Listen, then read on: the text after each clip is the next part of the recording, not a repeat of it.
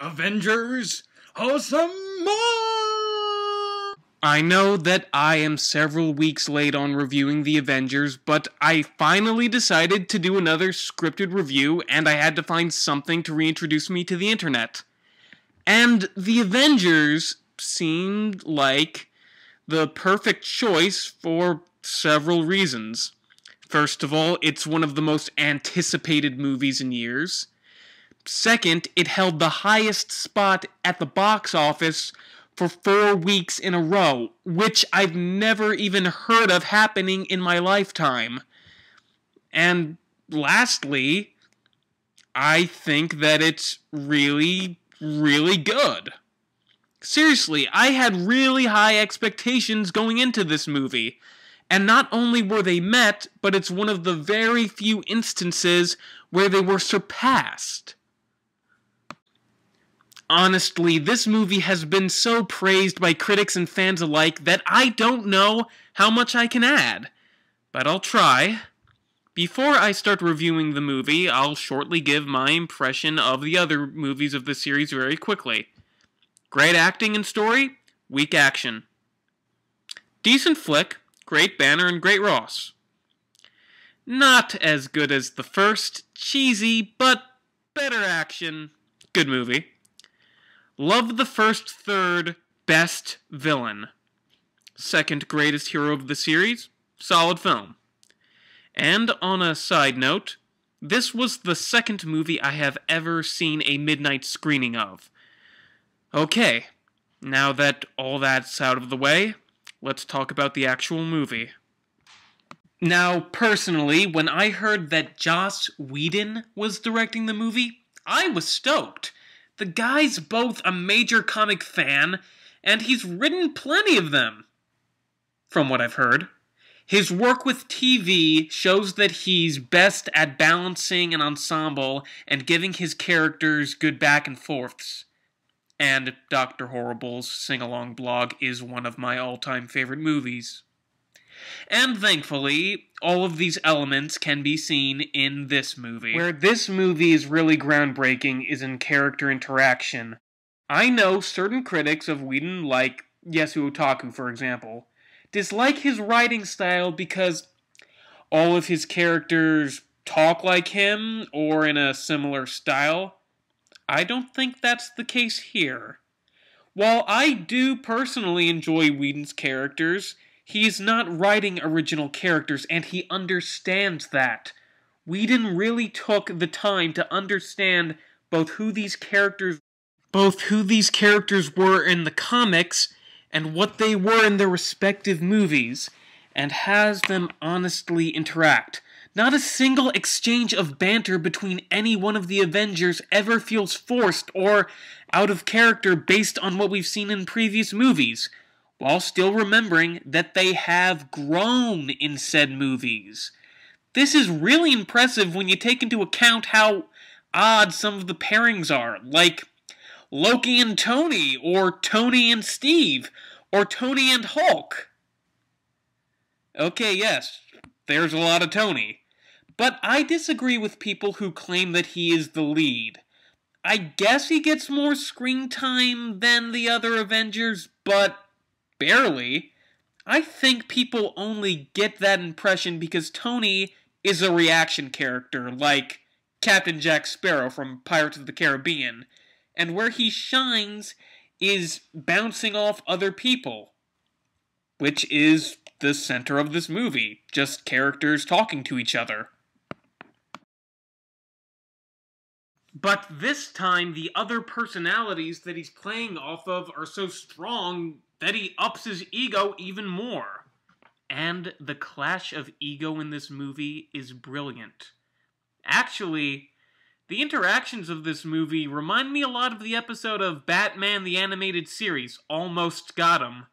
I remember when Doug Walker, aka the Nostalgia Critic, reviewed the episode and he mentioned that putting strong personalities in a room and just having them play off of each other naturally makes them seem more three-dimensional than focusing on them. We've seen all of these characters as the stars of their own movies, And that's how each one of the main Avengers present themselves, as the main character of this movie.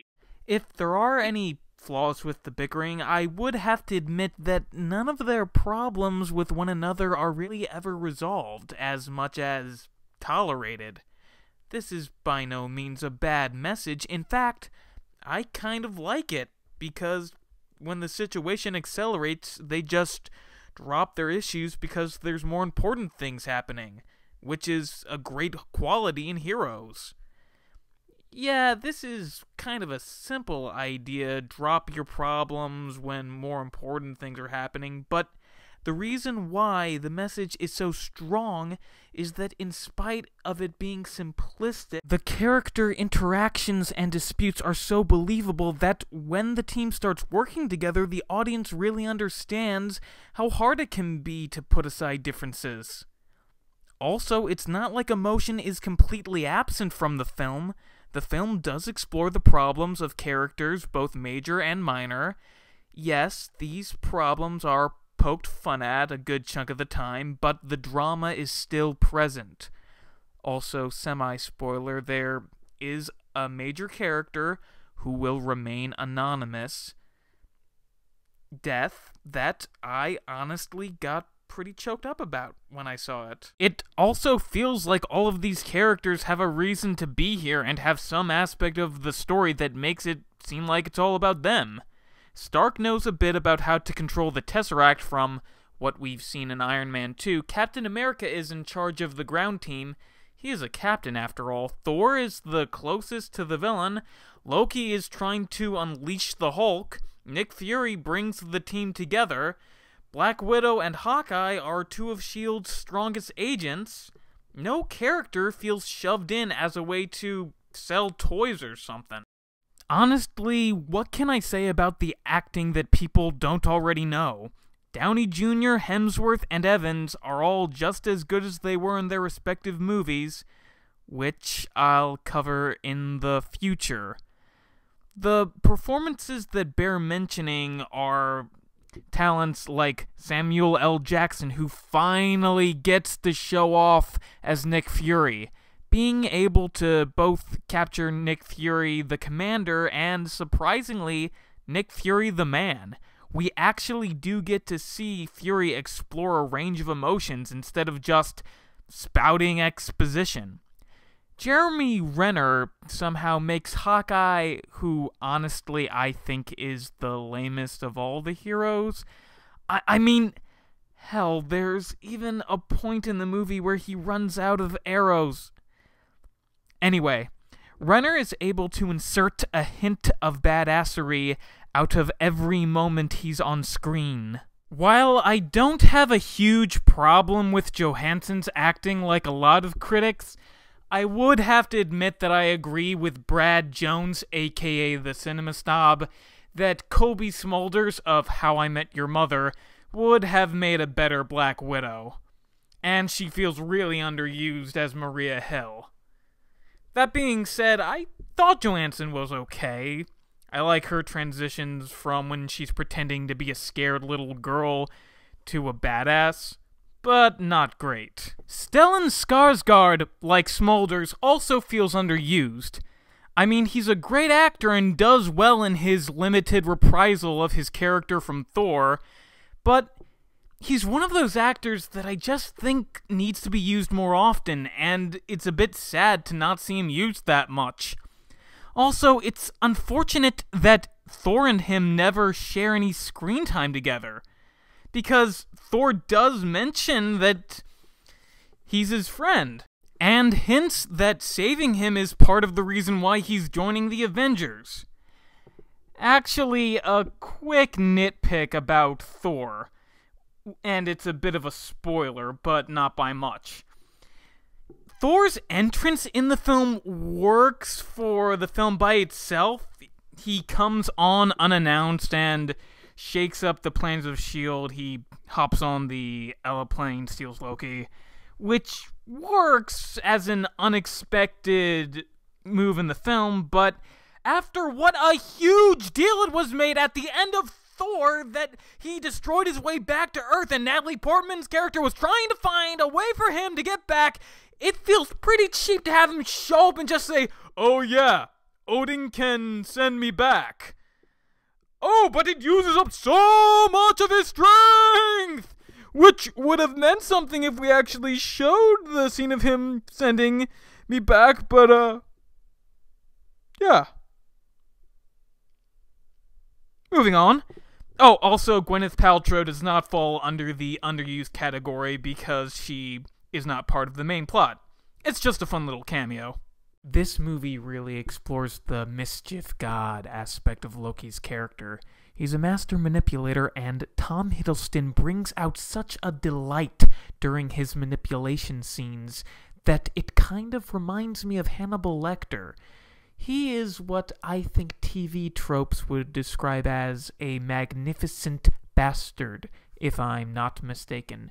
Hiddleston and Whedon also make sure that the lost soul aspect, as they put it, is not completely out of Loki's character. Despite his delight, Loki still seems to be desperately longing for something more, and just trying to find his way in the world, and simply pretends that he knows who he is and where he's at.